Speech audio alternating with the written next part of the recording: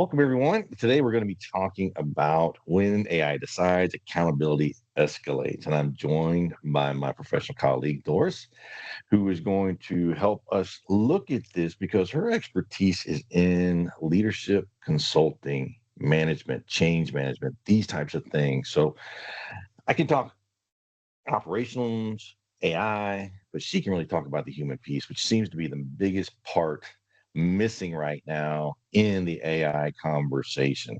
The purpose is basically to collapse the illusion that AI is just a tool and surface the accountability gap leaders are standing in because they're accountable for the results and they may not even realize what's going on inside their organization.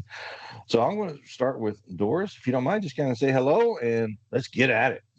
Yes. Well, good afternoon, everyone. Thank you for spending your lunch with us, right? Lunchtime with us.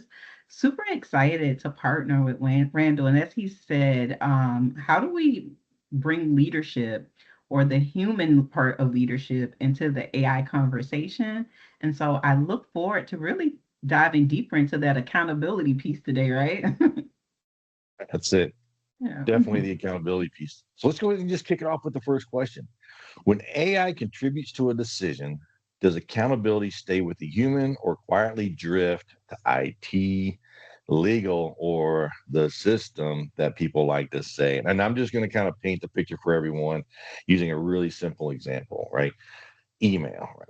Email right now, IT gives you access to an email platform so you can send an Mhm. email, you can receive email. They've set up security that prevents you from receiving spam or receiving, a malicious code, hackers, bugs, all those different things, but they're not really responsible for the content that's created by the person using email.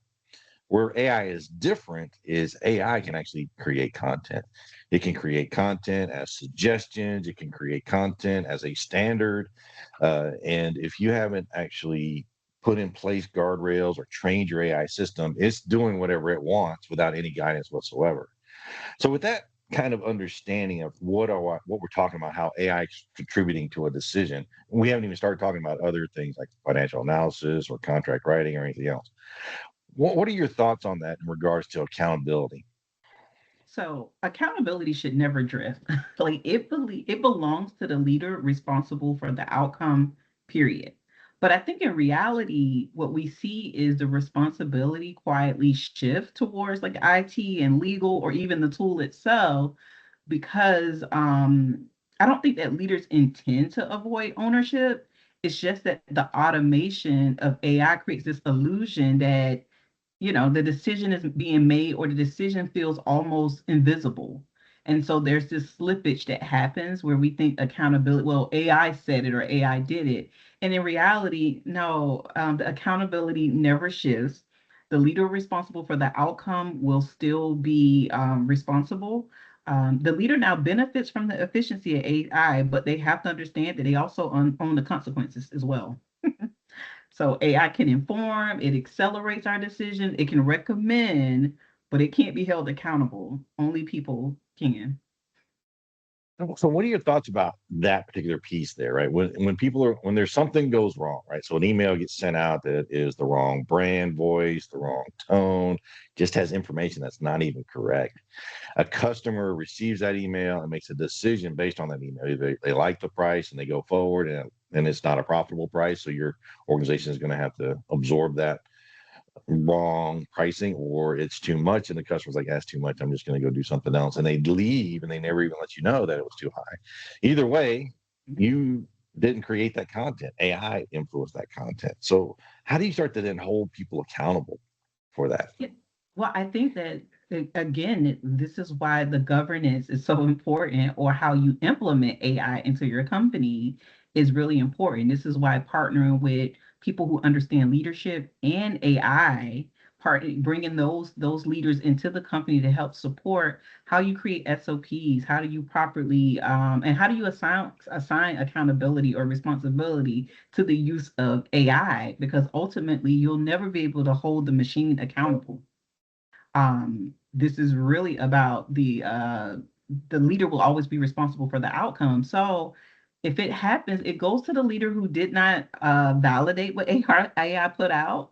The leader that kind of pushed the send button without validating would be the person who's responsible. We have to put SOPs in place that assigns accountability for that output to a human. Absolutely. And you're mentioning SOPs, policies, just how do we operate with AI, and that, some folks watching this right now is they may not realize that Microsoft and Google have already installed AI on their computer. It's already there. Yeah, it And is. it's indexing, it's learning how your organization operates, it's making suggestions and all these things. And where an organization, a person within that manager within that organization may not even realize that, hey, what's impacting this? They may not even let them know. We may even lead into shadow AI, and we'll talk about that in a second. That people are using AI anyway, whether it's approved or not. But just really what's sitting on their term. When you're talking to folks, how are they communicating to you about the impact of AI on their organization?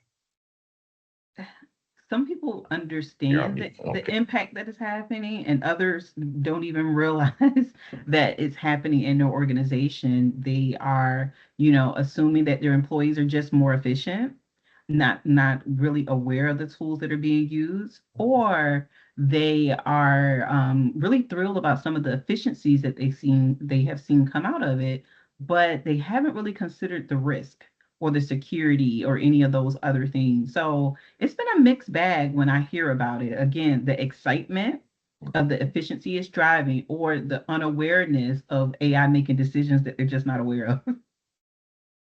Have you heard of anyone that is afraid or fearful of this technology? Yeah, and so in the community, in the entrepreneur community, I've seen, from downright, I would never use AI, I want no parts of it, all the way to I'm fully automated. But yeah, you do see the fear that people have towards it. I mean, what are you seeing? What I'm hearing, what I see is, and this is at the CEO level we're talking Mhm. with right now. A lot of them are excited about the technology. Their boards are telling them that they must use AI and come up with a plan on how they're going to implement it. So Uh-huh. you now have a leader who's being told you will use this technology, right? It's like, you will Mhm. get this done and you will follow it this way. And then they're like, well, now what? And they don't, as you mentioned before, they don't understand the risk. They don't understand how the technology is influencing current decisions. They don't realize it. And so they're like, their decision is no, we'll just wait. And where the mistake there is that this technology is evolving every single day, exponentially evolving. So it gets better and better and better every time. And like Google updated last week, Claude updated after that, OpenAI updated after that, Microsoft updated after that. And every time it updated, it improved on everything, right? So Mhm. it's like, okay, now what are we going to do? Meaning, and I say that to say this technology is not going away. It's only getting better, faster, more, going on inside it, a much larger capability. But then people are choosing to wait. I don't understand. In conversations I had in December, oh, we're just going to wait, not realizing now we're into March. And since March, all the platforms have updated. In other words, they went from a 10 to a 20, meaning that's the exponentially improving. And then next 6 months, they'll go from a 20 to a 40. That's how fast it's moving. And they're like, well, we'll catch up. It's like, it's moving Yeah. faster. Your competition's not waiting. So why are you waiting? Right. And how do you see that happening at the desktop level? When you're talking with folks that are engaging you for leadership projects or management or coaching, executive coaching, how are they positioning this within their organization as a capability or as let's wait? What do you hear more? Again, it tends to be a mixed bag, but I would tell you people are warming up to the conversation. I think that AI is almost loud right now. Like anywhere you turn, you're seeing a little bit of it. the awareness is building. And so they recognize it's a tool. They're a little bit intimidated by it, but they recognize that, okay, this probably could make things easier or faster. But just like any other type of change, people are just hesitant. They're hesitant to change. Um, and then I think when you draw the parallels and how they're already slightly using it or how it's already slightly there, it kind of like, oh, okay, like it calms them down about it. But yeah, it continues to be just this mixed bag. Even on the frontline levels of how they are utilizing it. As Gen Z begins to take more, I guess, share in the employee market, you're seeing them use it without even thinking about it. They're not asking for permission to use it. It's so second nature for them and how they drive efficiency that they're introducing it into the businesses that they go into very naturally. That's what you just hit on shadow AI, right?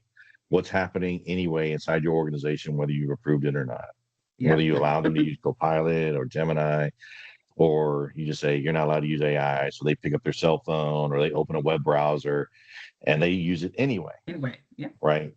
And that kind of goes to our whole, point of conversation today is like, if that's happening, are you as a leader still accountable? Kind of goes to our second question, which is what decisions in your organization currently have effort assigned, but no clear decision owner? When I've been in meetings where tasks come flying out of a meeting, but there's nobody accountable for that task, right? So what Mhm. happens to that task usually? Exactly. It, Or think about exactly. data What we definitely. dashboards. Like Mm, dashboards, like they shape strategy, but who's responsible for validating the inputs? Is someone really cross-referencing or checking that, or is that ownership assigned to someone to validate that this information is computing correctly, or do we just trust that the data is right because the computer said so? Um, is yeah. there no clear decision owner, on that? When we think about the hiring technology, I brought that up in our last call. It screens candidates, but who audits it for its patterns or a potential bias that it could be ruling out? And so, yeah, these type of things are kind of hiding in plain sight in our organization already, where decisions are being made, but we haven't pretty much put a clear decision owner or a person that vets or is held accountable to the outcome. What happens to a person when they're assigned ownership of something, right? So, Mhm. there's a CEO who says you're in charge. You are accountable for, let's say, finance, or you're accountable for operations or customer service. Pick a function. Mhm. Means you're accountable for it and you will use AI and you're accountable for the results of AI. What happens in somebody's mind? How does their whole mentality shift? How does their posture shift? I know how, I mean, like, okay, I'm in charge. All No, right, I now mean, it should be a now level of that I'm in ownership. charge. Yeah, yeah. There should be a level of ownership and responsibility that comes with it. There should be, I like to say clarity is kindness. Once I know that I am responsible for it, then I know how to work that into my day. I know that that's a part of my function. I know that I will be held accountable. So, what it does is it should promote ownership when it's clearly defined that you're the person responsible for the outcome of this. So when somebody's assigned accountability for a technology within their organization, how should that look on their performance review? And the reason I ask this question is like, if it's not part of my performance review, then I'm not going to be held accountable for it mid-year, end of year, because it's not on my review. So if I spend time on it, that means I'm not spending time on something I am accountable for, right? So how should they approach that? Like, hey, boss, you're making me accountable for this. Let's look at my performance review, and how should they term it so that they're accountable for something that's still in an unknown state, right? They don't know the impact of it. What would you say or offer that should look like? First of all, I think that's an excellent question, because performance evaluations are, again, even in the leadership community, is something that people are challenging and looking at differently. Like, how do we evaluate? Should it be annually? Is that like, how did that cadence get started and all the different things that come with it? But I think with something like AI governance or that responsibility of it, I think it's going to be more so in the day-to-day behavior. So this is going to be possibly a part of your one-on-ones. This could be your quarterly conversations. It could be tied to performance. Again, if there's key observable behaviors that you want this person to demonstrate and you add that into their evaluation, then yes, it now becomes a part of the performance review. But it could also be a part of the culture or the day-to-day, operations in terms of we make this a part of our conversation. Um, we make this a part of our conversations on one-on-ones. We make this a part of our quarterly meeting. It could be a question at the end of our that quarterly or weekly meeting that you're having with your team. Hey, how have we leveraged it? Hey, did we validate this? I think it's a couple of different ways that we could institute it um, into the environment that doesn't just rely on a performance evaluation. And I'm starting to think about it using KPIs. You can, of course, measure number of times somebody's opened not ChatGPT, but the AI on a system like Microsoft or Google. You can actually see those things. But then, just because it's open doesn't mean it's being used. If you're expecting a different result because of AI, maybe number of customer service tickets processed, right? As an example, because now I have AI to do 90% of them, so a human only has to do 10% of them because the other 90% are standard, no problem, no big issue, right? Or talk about like you said, instead of quarterly, how do you make it part of the conversation? How often are you using AI? You can look them in the eye and say, "Oh, I use it all the time." Okay, but I don't see that in the technology dashboard, the uses of AI. Explain to me, show me how you're using it. And so I'm finding this part of the conversation because that's what I'm seeing. I heard yesterday, I was in a company, I was talking with someone, and it's a large Fortune 500, maybe even a Fortune 50 company, just activated 15,000 Copilot licenses Wow. to the organization. However, activity within the organization is zero. So just imagine a cost, right? $30, $20, $20 to $30 per month per user, 50 times 15,000, right? And which you're getting zero productivity from it, right?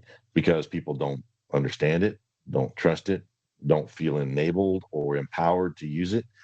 All these different things. So you got a big corporation that just right.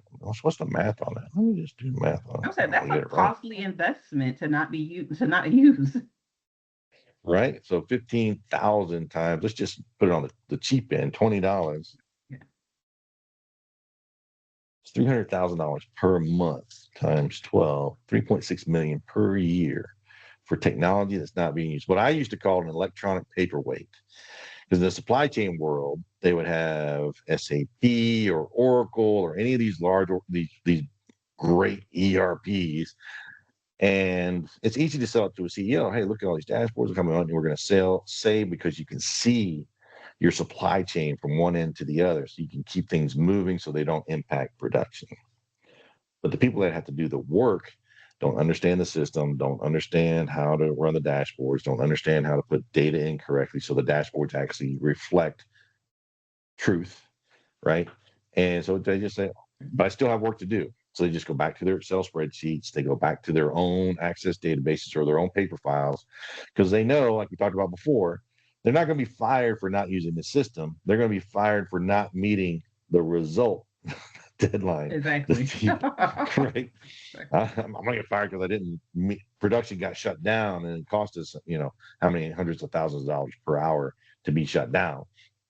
So this is a great conversation. I mean, it really kind of talks about the accountability piece. As the technology is enabled, but people aren't using it. Why not? What do you need to do as a leader at all levels, from the CEO saying, Really. yes, you must use it, down to the manager who's going down saying, how can I help you use this technology? What do you need? So what are your thoughts on that? I just kind of And I rambled a and I little bit think there. maybe it's just an opportunity. Well, I think it's just an opportunity to properly introduce. the users to the technology. So it seems like they made an investment, but maybe didn't follow through on a strategy of to implement it. So it got implemented on, technology wise, but it didn't get implemented from a leadership and change management standpoint. And so that's where, again, that AI and that leadership conversation need to kind of marry and how it works together, because the leadership component of that would have been, okay, how do we now go through a change management model to get our team to adapt to now utilizing this new technology? What features are going to be most important to get them to adapt to using, that's going to get us the productivity we need, but also gets them proficient, gets them proficient in a good amount of time in utilizing this, and then helps them to see the value in having this technology. So I think the biggest gap right there is there wasn't a change management strategy and how to implement it. And it's a great example to illustrate, because again, this is where the technology piece and the leadership piece and the human part of leadership, when people thinking, AI is going to replace us, this is the moment where it proves to you that it doesn't. We need leaders who are going to think through, how do we teach, develop, and get our teams to adapt to using this technology. You're a vice president or been vice president and even owned companies at the corporate level. So what popped in my mind is that somebody made a decision to spend $3.6 million, but did not discuss the change management piece. How did that conversation happen to the point that somebody was willing to write a check without a plan for implementation? You'd be surprised how often you see it I in mean, corporate America I where teams work squirmed in when I was silos. saying that. Like it, I was squirming when I said it. Like, oh, yeah, oh. that they're working in silos. They're not talking to each other, at least not enough. Their teams aren't cross-functional.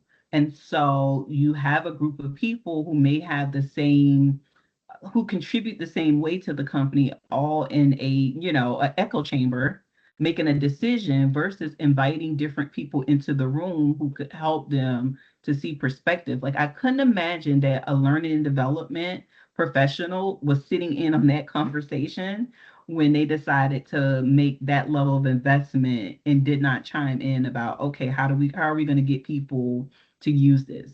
Like, I just can't imagine that it happened that way. Even then, I see it becoming a self-fulfilling prophecy, right? Mhm.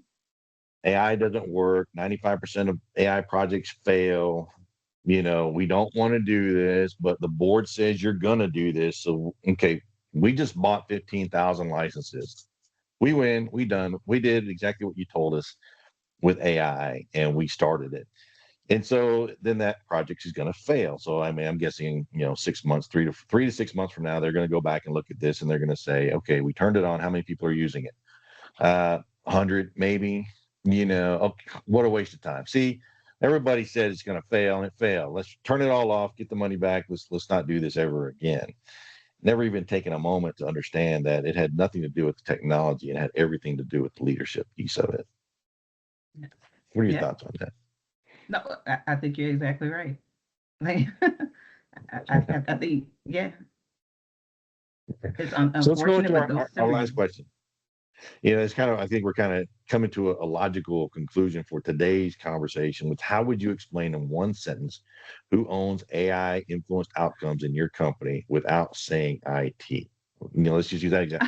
IT What I said think. buy 15,000 licenses. Yeah, it's safe, it's secure. It meets all my IT standards. I'm good. I'm happy. Go ahead and spend the money if you want. Now what? No, no, no, no, no. I say my one sentence would be, the leader responsible for the decision owns the outcome, even if technology helped inform it. So if we're utilizing AI, the leader who's responsible for the outcome is the one who still owns it. AI is a tool. It is not, it should not become the decision maker in the business. And that's who owns the AI influence outcomes. Mhm. And so it should not become the decision maker in the business, right? That's where people will not be replaced by AI, as Yep. everyone says, but those who know how to use AI will replace those that don't, Yep. right? So as individuals, we need to get smart on AI within our organization and within our companies. And as CEOs, leaders within our organization, we need to look beyond the license cost, right? We need to look at how do we implement this technology? Is it worth it? How would we use this technology if we understood it? What can it do for us? So they should be seeking out opportunities to learn how this technology can help their company and how to bring it in and implement that, which is kind of leading into Yeah. Well, our I'll take it a seminar step next further if week I and then the can. week after. Go ahead. Well, if I can take it a step further, as CEOs, we should feel responsible for creating an AI-enabled workforce in terms of creating a workforce of people who knows how to leverage this tool. It's a good business decision. Right. It's good for business. You use it, I use it, and we Yeah. were able to do things now today that we never could do 3 years ago, even 6 months ago. It's gone, and then it again evolves so fast. And then next week we're going to be talking about if accountability escalates, like we're hearing here, and talking about ownership, that governance has to come before acceleration. So as accountability starts to escalate, putting in the guardrails and the rules so that it can accelerate within the guardrails. Think of a Daytona 500, right? Those That's a good cars, example. if you drive those cars on a regular road, there's no way to stop the car from going off the road. It's just going to hit whatever it hits and away it goes. But if it's on a track, there's guardrails that even if there is an accident or a crash, that it's going to protect the audience that's watching it, keep it all within the guardrails, and it's going to happen, responsibly, right? So, and then that's going to even lead us into our other 1 day workshop we're going to be having in Claremont, Florida, executive ownership in AI influenced organizations, where we're going to be talking about the things that we're mentioning now is how to bring this into your organization, how to use AI responsibly. So as you're watching the replay here, definitely check that out. It's on LinkedIn. And if you need a link, go ahead and, shoot us an email and we'll be happy to connect with you, or an email or a LinkedIn message. Some people don't like to give out their emails anymore. So LinkedIn is safe. So, as we're kind of coming to the end, what are some final thoughts about upcoming webinar, the workshop we have coming up, as well as anything else that you want to leave people with today? All right. So what's been really top of mind for me is clarity is kindness, ambiguity is expensive. We cannot Right. afford to not get ahead of this AI conversation. So Randall and I are inviting you guys out to join us, live again in Claremont, Florida, March 25th, but really to take a deeper dive into how do we reduce the ambiguity in our businesses as it relates to AI. Again, ambiguity is expensive. So join us. I mean, you say ambiguity is expensive, and it's kind of leads to the conversation of, well, should I invest in diagnostic to understand how AI will impact my business? Right. Should we expect a software company to freely come in and say how AI is going to help your company and save the world versus an independent consultant who is going to come in and evaluate your company and give you honest truth about how AI is going to impact your organization? Like I said, ambiguity is expensive, but if Microsoft comes in, for example, or Google comes in and says, hey, you need to use AI, their business is subscriptions, right? So of Subscriptions, course yeah. they want you to use AI, right? Versus someone like yourself who's going to come in and say AI is going to impact your organization. It's going to have a major impact on your leadership and how they do business. Or somebody like me who's going to come in and say this is how it's going to impact your workflows. So make sure you picked the correct AI platform that's going to grow with your business and doing all that. That's a, like you said, ambiguity brings clarity, so it Yeah. avoids expenses versus clarity. So I'm just Yeah.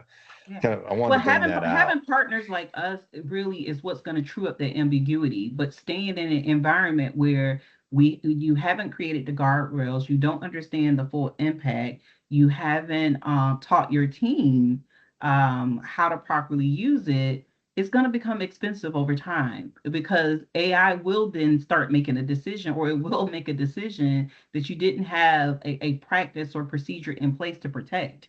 And so partnering with people like us who understand some of those things, who have the foresight, and bringing us along with you helps you to be kind because you create that clarity in your business. Absolutely. That's perfect. That's perfect ending right there. So again, thank you for everyone watching, participating today, as well as those watching the replay. Definitely look forward to next week when we talk about, governance is authority, not. Let me make sure I say that correct. Governance is authority, not policy, right? And I think that's when we're still going to talk about the leadership piece of this. That governance is written down in a policy, and people say, I got a policy, but if policy's never followed or implemented, it's just now we've got our paperweight, right? Exactly. That kind of thing. We'll talk about that next week and definitely lean into coming up March 25th with that one workshop we're going to do where you can get to come and talk to us and ask us questions and really explore what's going on inside your business and how it's going to be impacted by AI. So we look forward to that. And with that, you guys have a great day and we'll talk to you soon. Have a great day.